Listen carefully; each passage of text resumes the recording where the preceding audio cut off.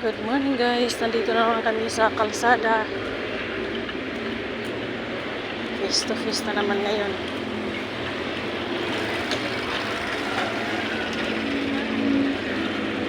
Maliwanag na guys.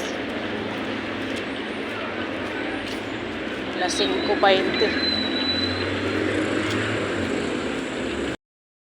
Ayan, dito na kami sa highway. Maingay na dito guys. Akyat dito sa ano guys, overpass. Baba ng overpass. Ayan, akyat baba guys. Dito na kami sa ano, lakad lang kami papunta doon. Sobrang aga pa. Mula dito guys, ano na lang, mga 15 minutes na lang lakari.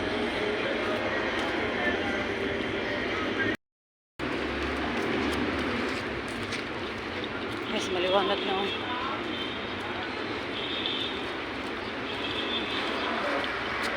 Yung panganay kong apo, nauna na. Kasi iba yung ganan niya.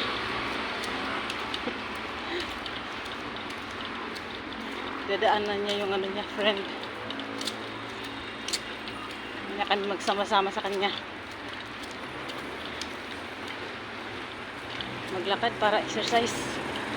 Di ba guys?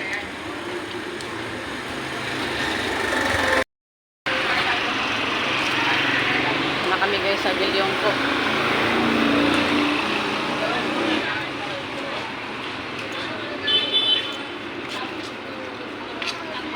Maglalakad lang kami guys. Lapit lang eh.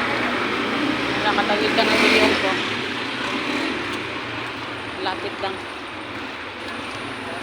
Para sakay ng tricycle. May maglakad kasi maaga pa guys. Exercise. Dito ang apo ko. Exercise din sa kanya. Pag nasa loob ng bahay, yan na, puro na cellphone.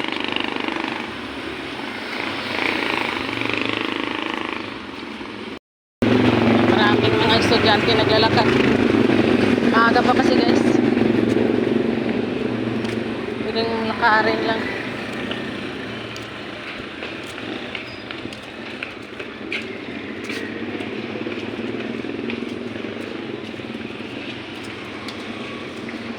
Buti walang ulan kahapon, ang lakas.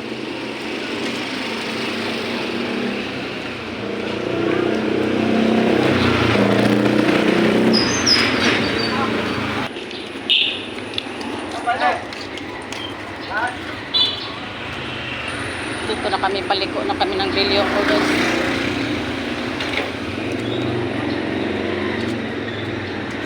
Yan, sunod na kanto guys, may 7-Eleven. Diretso na yan sa dulo.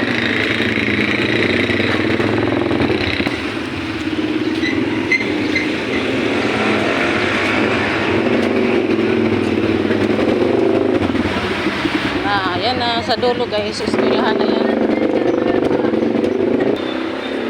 So guys, nandito na kami. 20 minutos lang lakarin. Wala pa nga sigurong 20. Dahan-dahan lang lakad. Yan na oh. Ito na kami sa gate. Lapit lang guys. Basta makatawid lang ng overpass. Na. Pasok na siya. Wala na naman nagawa.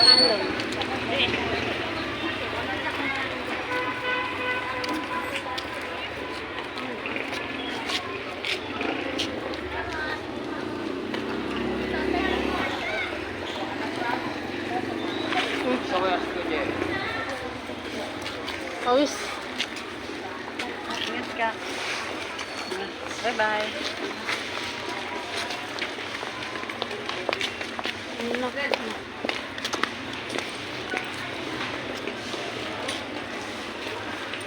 siya. Pasok na siya.